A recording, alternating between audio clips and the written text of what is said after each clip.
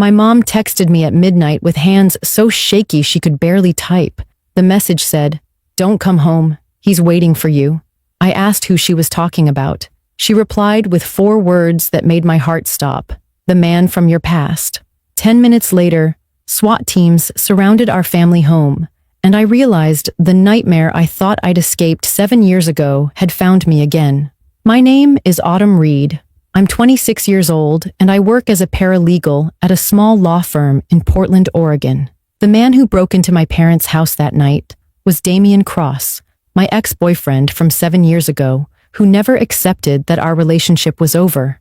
My mom, Linda, is 54 and works as an elementary school librarian. My dad, Greg, is 56 and works in construction. My younger brother, Connor, was 22 at the time, finishing his senior year of college. Detective Maria Santos was the lead officer who talked me through the worst night of my life. If you want to know how I survived a hostage situation created by someone I dated when I was a teenager, drop a comment telling me where you're watching from and hit subscribe, because this story will show you that some people never let go.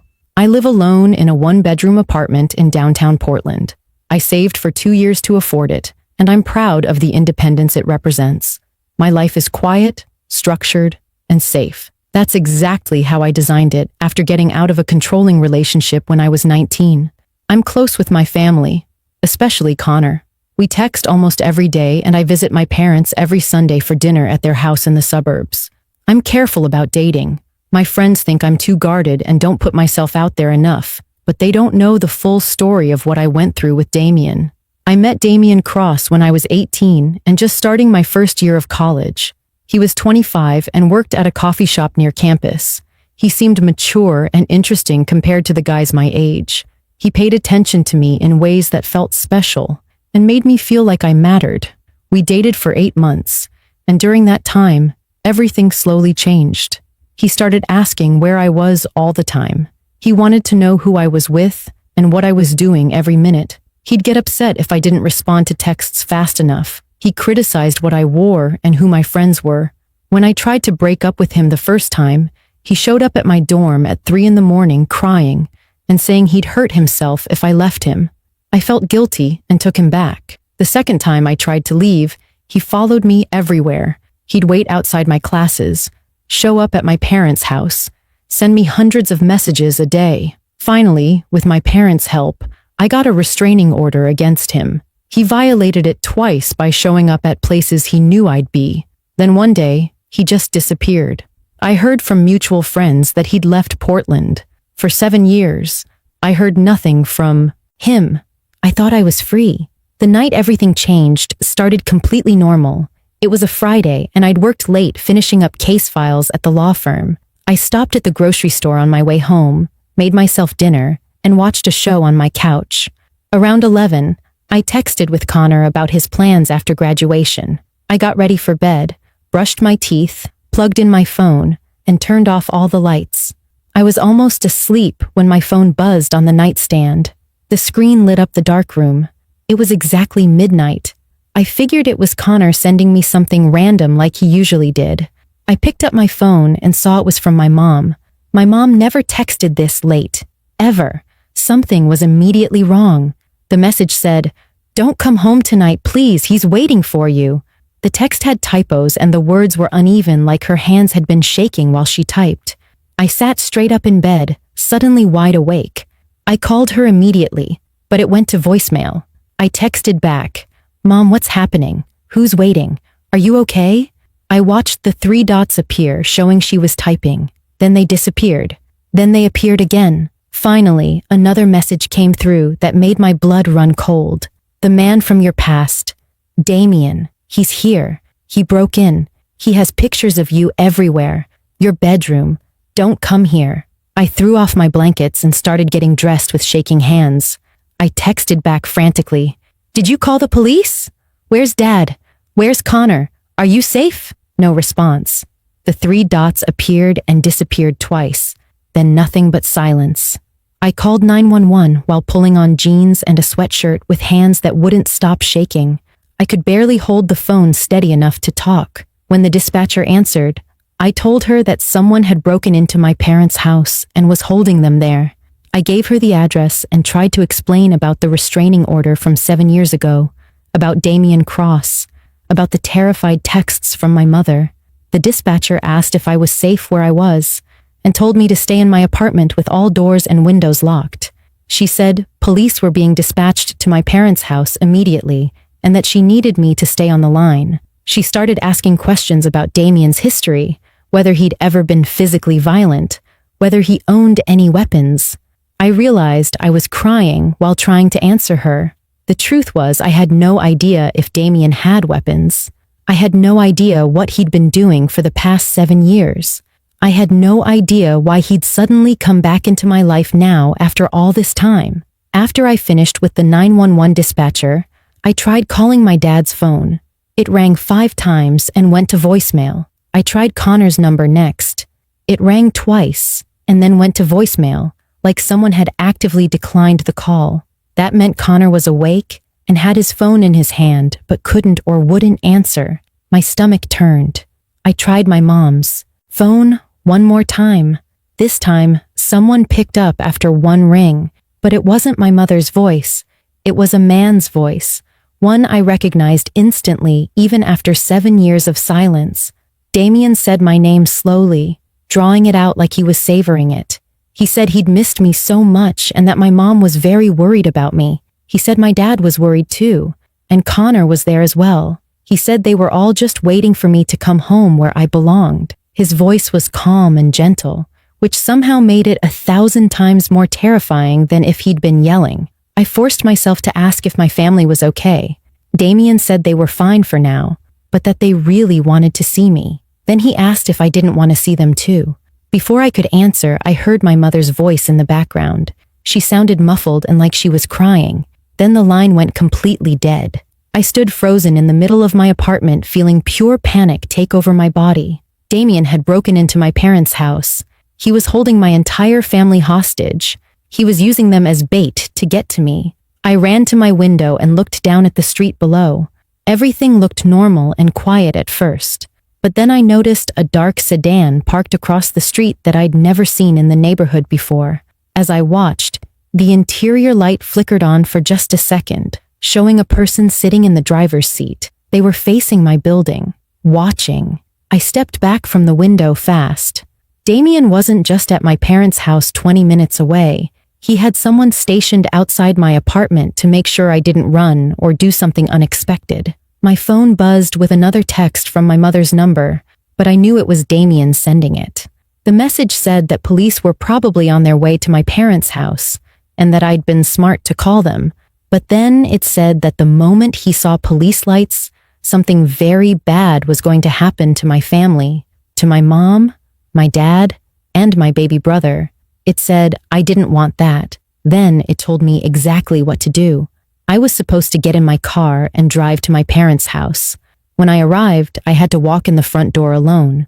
Then we were going to talk about us, about our future, about all the things we should have discussed 7 years ago before I ruined everything by leaving him. Another text came through immediately after. It said I had 20 minutes. If I wasn't there by then, he would start with Connor. My phone rang with an unknown number. I answered, and it was a police officer calling from near my parents' house. He said his name was Sergeant Walsh, and that they had units positioned around the property. They'd confirmed through windows that there were people inside but hadn't made contact yet. He asked if I'd received any communication from inside the house. I told him everything, reading the texts word for word with a voice that kept breaking. There was a heavy pause on the other end. Then, Sergeant Walsh told me they were bringing in a hostage negotiation team and a SWAT unit because this was now an active hostage situation. He said under absolutely no circumstances should I go to that house. He said Damien was trying to draw me there so he'd have complete control over all of us. He told me to stay exactly where I was and to stay on the line with him, but I was barely listening to anything he said. All I could think about was Connor, 22 years old with his whole future ahead of him, and Damien's threat repeating in my head over and over. I start with Connor. I looked at the clock on my phone. 15 minutes had already passed since Damien's first text. Sergeant Walsh was still talking on the phone, explaining protocols and negotiation procedures and how these situations typically unfold. He was telling me that trained professionals were handling this and that the worst thing I could do was get involved. But all I could hear was the timer counting down in my head. 5 minutes left until Damien said he'd hurt Connor. I told Sergeant Walsh I understood everything and that I'd stay in my apartment like he instructed. Then I hung up before he could say anything else. I grabbed my car keys, my phone, and the small canister of pepper spray I kept in my purse.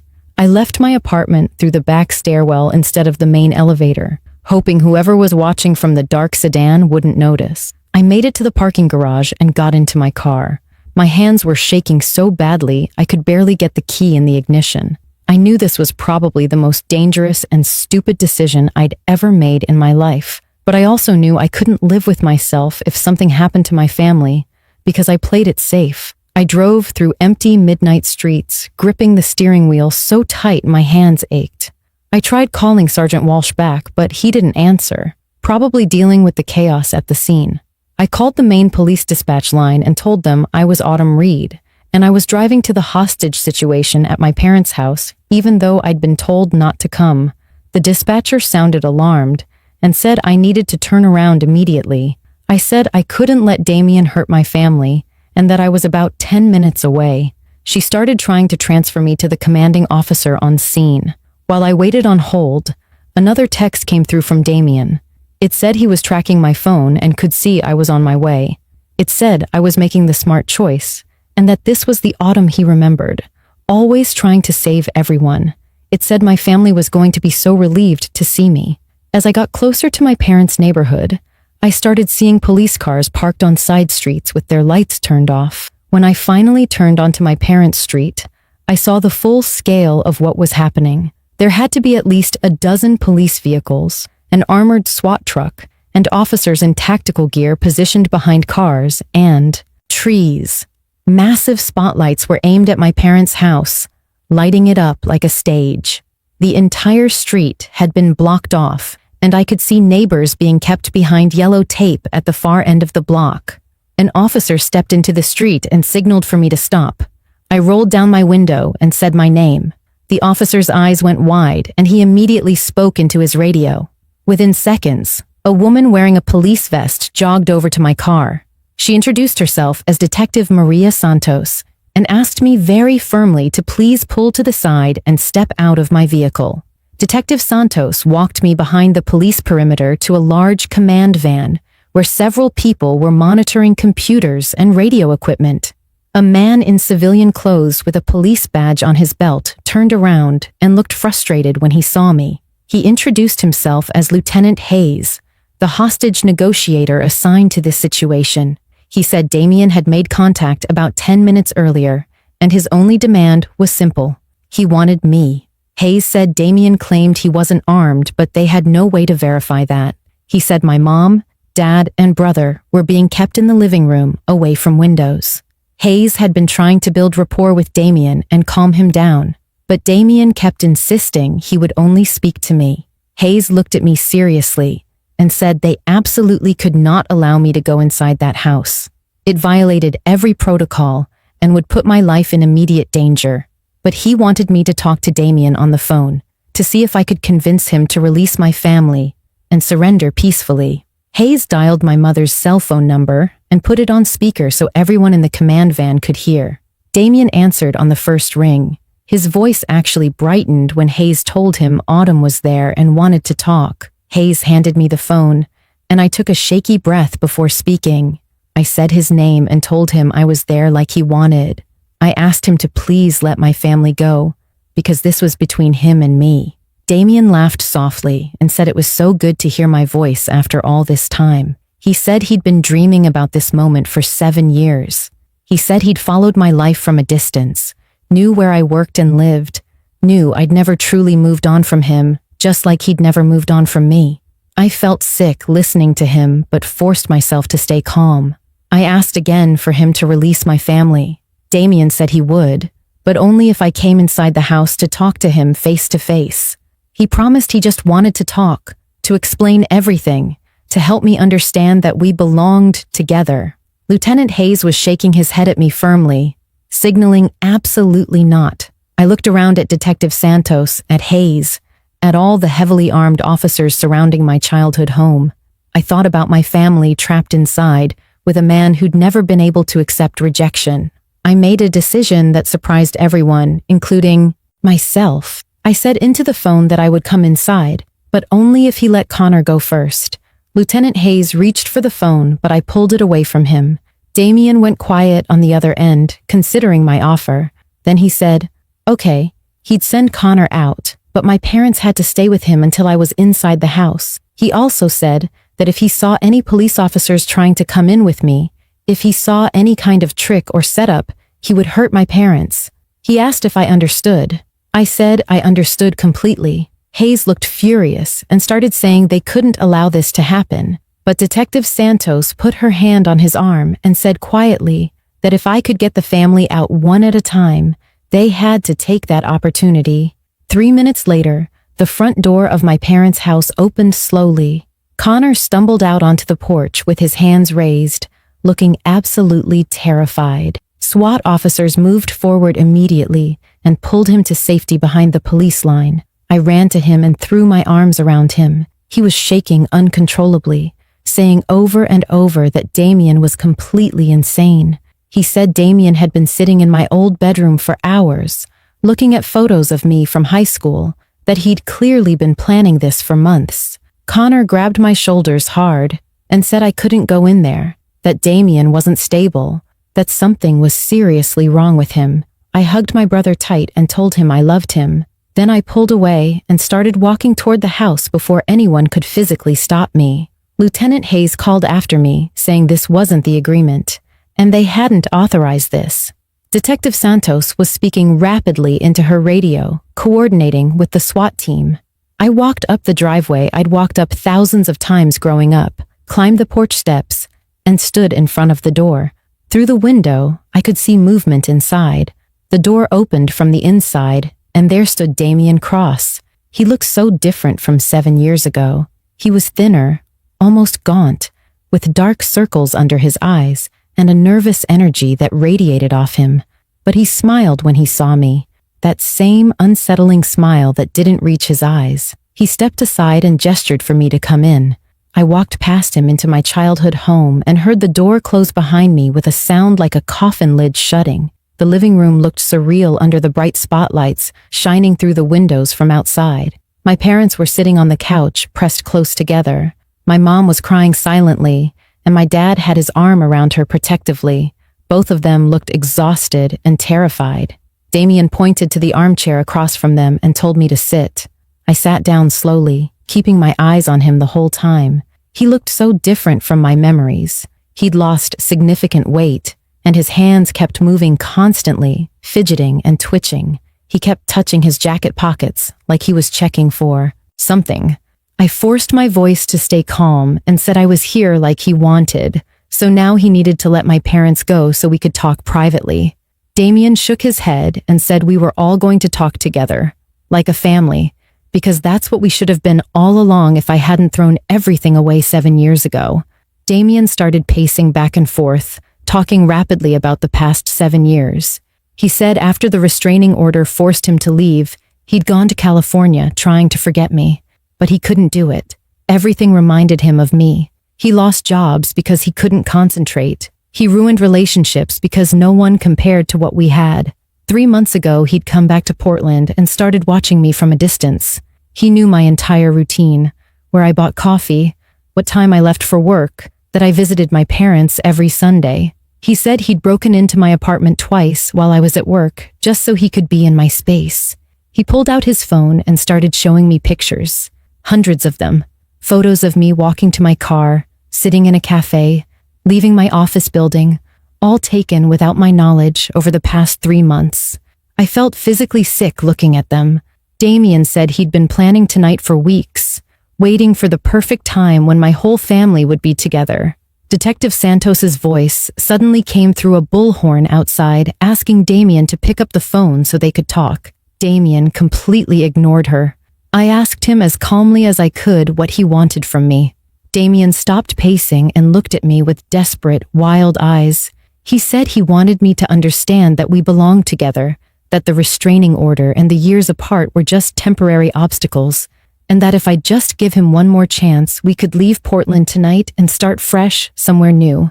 My dad spoke up for the first time, his voice hard, telling Damien he was delusional and needed professional help. Damien spun toward him, and that's when I saw it. He reached into his jacket and pulled out a knife, a hunting knife with at least a 6-inch blade. He pointed it at my father and told him to shut his mouth. My mother screamed.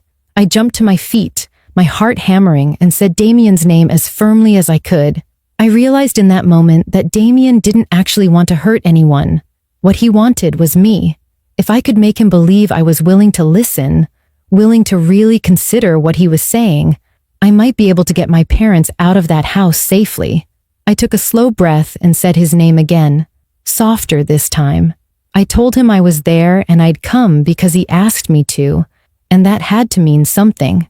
But I said my parents were terrified, and that was making it impossible for me to think clearly. I asked if he would let them go so we could talk alone, just the two of us like it used to be. Damien stared at me with the knife still in his hand, clearly trying to decide if I was telling the truth. He asked if I'd stay and promise not to run. I nodded and lied directly to his face, saying I'd stay and we could really talk. My father started to protest, but my mother squeezed his hand hard, understanding what I was trying to do. Damien walked slowly to the front door and opened it. He called out to the police that he was releasing my parents, but that I was staying voluntarily. My parents stood up carefully.